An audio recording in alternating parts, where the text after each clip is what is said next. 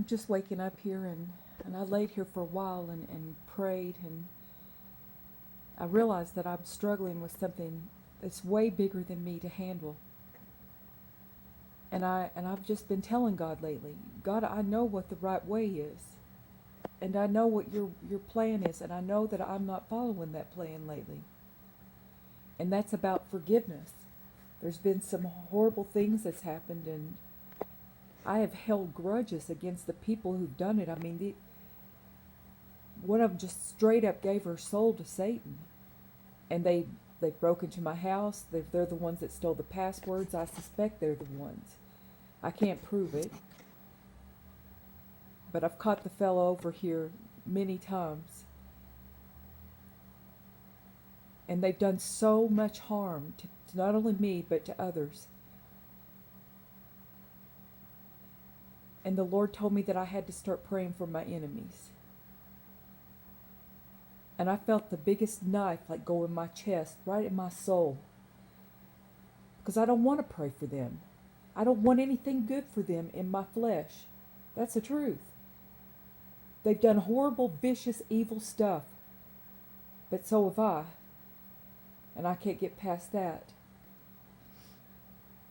And last night I was thinking about, the lady who went off, her and John got together, and then they drug my daughter into the occult.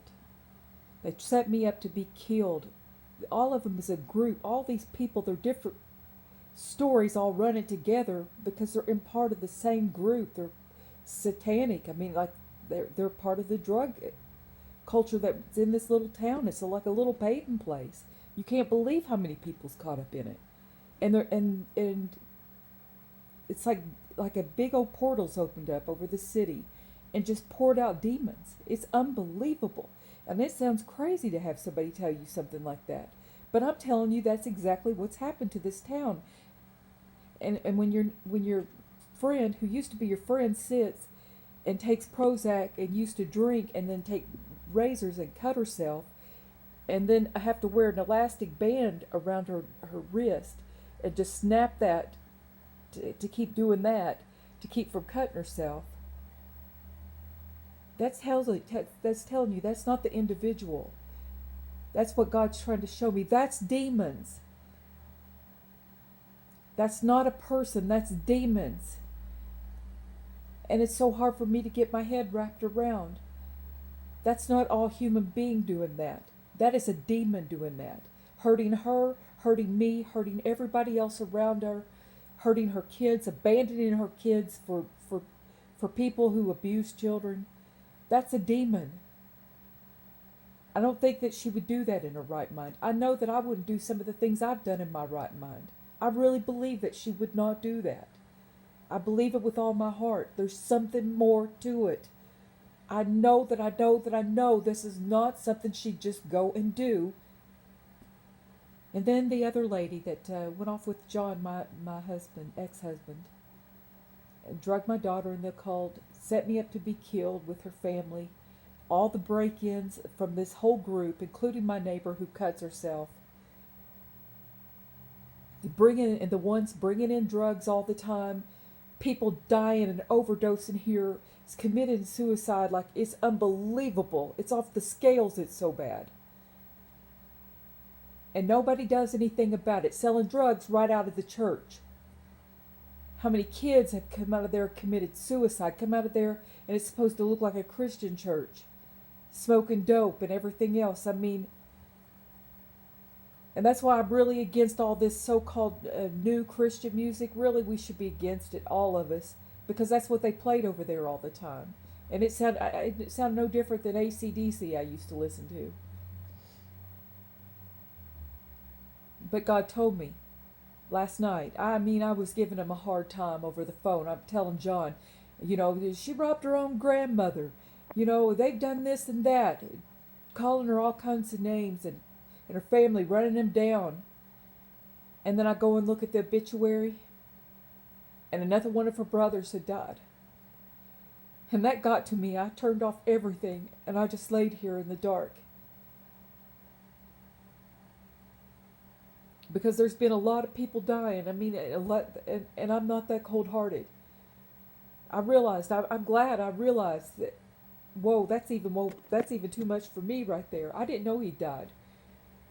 And I just took a step back, and that's when I just thought, I can't even go there. That's so horrible.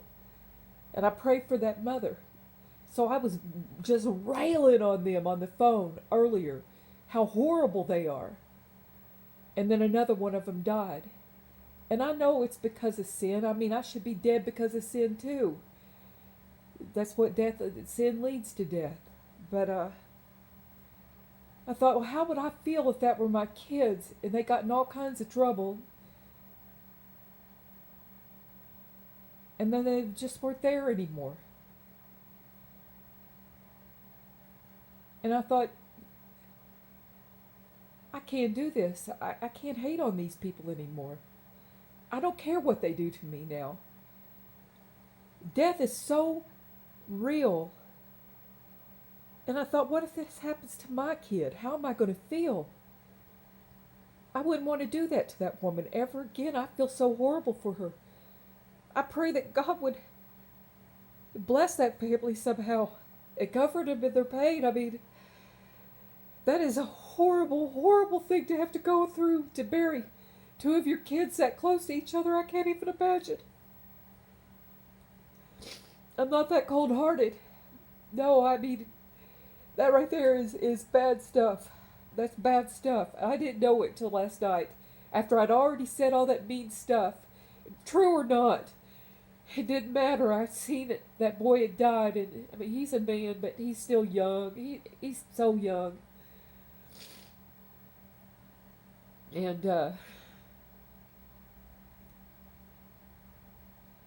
yeah, it's just. And then I wake up this morning, and all this stuff's still heavy on my heart. And the Lord tells me, you're going to have to pray for these people. And I tell you, that's when I knew that there was something bad wrong in me.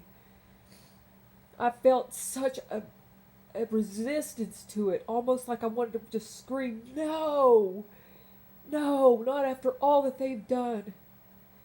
And then God's showing me, yeah, pray hard for them. Pray hard. Because it's not normal for somebody to want to give up their kids all the time. Back, 10 years ago, and it's not normal for me to hold all this stuff against them when I don't want stuff held against me. Horrible stuff. But most of the stuff I've come right out. I've said it. I've made it clean. But then they go around and lie about me. Is what gets me. They just lie, saying I was trying to get with that teen. I think he was like 16, 17. I continuously broke out with herpes. And they tried to say that I was trying to get with this guy. When I've been on the couch or in the bed for 20 years, I have hardly been able to even get a bath, let alone do something like that. That's what's so crazy. But yet they go around telling people this stuff. And people believe it. People believe these lies. When I'm quite honest about my sins, I just go out and flat out talk about it. I don't want these, just like I am right now. This is a horrible thing to have to commit in front of people, and horrible to have to live it. Horrible to have to carry it every single day. That I have this kind of anger towards people. That whenever Father asked me to pray for them, I felt such a resistance. And I think I'm going to leave it with this, and I think of Corrie ten Boom.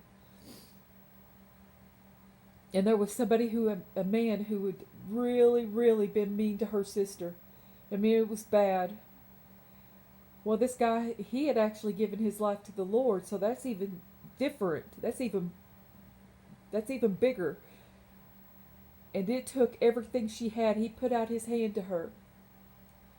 And Corrie ten Boom that went already around the world and around the world and around the world talking about all this stuff, about God and showing us the way and how to overcome. And then here she is finding herself, after all that time, at one of those meetings with this man's hand out. She knew he was a Nazi, a killer, one of the worst. And there this guy was with his hand stuck out and said, you know what?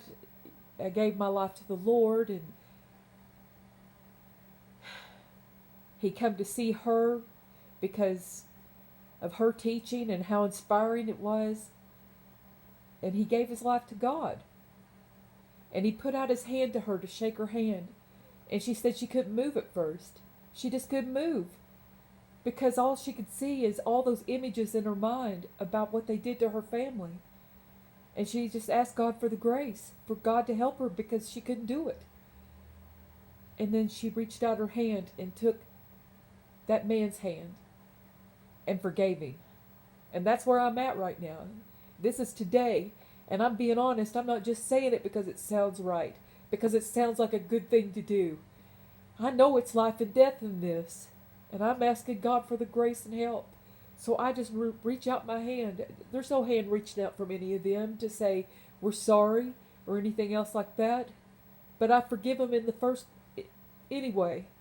Because in the first place I know the struggle with these devils. I know how horrific it is. And I know how easy it is to compromise and go back to get these devils off your back.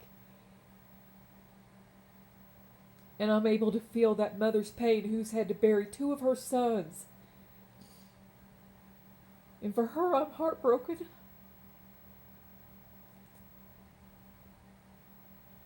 That's from one mother to another. I'm heartbroken for her. I can't even imagine it. I pray for her to be comforted.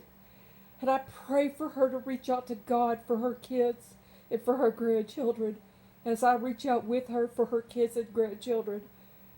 That there would be a miracle in that family, that they would get out of the drugs, get out of the Satanism, that the family could heal. And I ask that in Jesus' name. I mean it with all my heart. I mean it. So if you're like me today, struggling, and Father's asked you to pray for your enemies, just be honest with him. Tell him, I don't think I can do it. I don't think I can do it without your help. And the next thing you know, you'll have compassion for them, and you'll be able to feel the feelings that they feel. Because I couldn't do that before. I didn't want to feel what they felt. I don't want to feel what the other side felt when they're doing stuff like that. But that's exactly where God is telling me, I want you to go there. That's exactly what I want you to do. Because that's exactly what being a disciple of Jesus Christ is. God bless you.